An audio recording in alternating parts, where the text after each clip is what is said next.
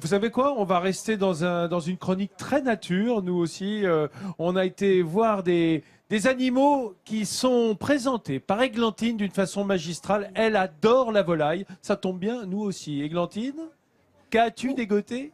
Alors, écoute, tu vois, je suis ici avec Bernard Dedour. Bonjour Bernard. Bonjour.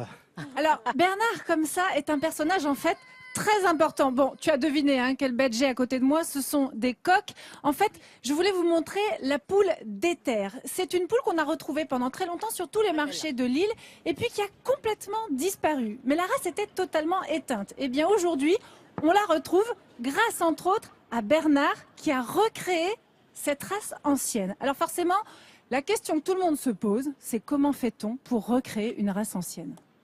Eh ben, par le hasard, j'ai trouvé un bouquin de Monsieur Périquet, qui est actuellement le président de la Fédération française, qui donnait des pistes comment refaire la race d'éther.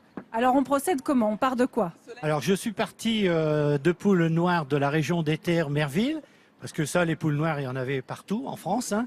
Donc j'ai préféré choisir celle de la région, et j'ai mis en premier le combattant du Nord. Alors, le combattant du Nord, c'est le coq très énergique qui sert pour les coqs de combat depuis toujours, qu'on retrouve absolument partout. Hein. Voilà. Et ça donnait de la fierté au coq, et après, disons, un bon poitrail, et disons, très court sur pattes. Et je crois qu'il manque un ingrédient. Et donc, il manque un ingrédient, parce que l'éther, c'est un mélange euro de 3 races. Donc, en 1920, nos anciens ont mis une souche asiatique.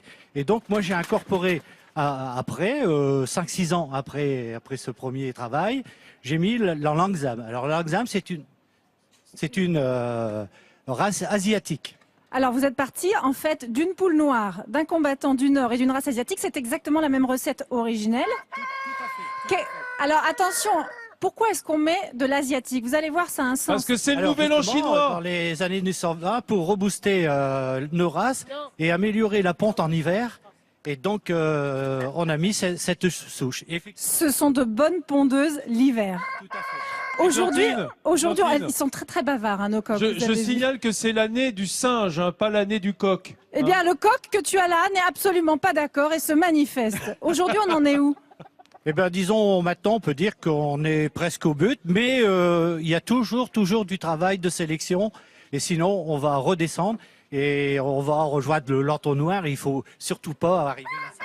On n'en est pas là. Il faut 10 ans pour stabiliser les gènes. Aujourd'hui, ces poules, on les retrouve et elles ont des qualités exceptionnelles. Tout à fait. Et donc, poules au niveau des œufs et les poulets au niveau de la chair. Alors, personnellement, j'ai fait le premier concours de goût des races françaises dans le pays de Bresse, pas n'importe où. Et notre race régionale, Éther, a fini 2e du concours. Bravo Bernard, vous voyez, voilà, cette poule d'éther, voilà une des raisons pour lesquelles il faut la réhabiliter. C'est une très bonne pondeuse, une chair absolument raffinée, délicate. Bravo, et grâce à vous, on va bientôt retrouver ces poules dans toute la région. D'accord. Merci Églantine, merci à ces magnifiques gallinacés. Et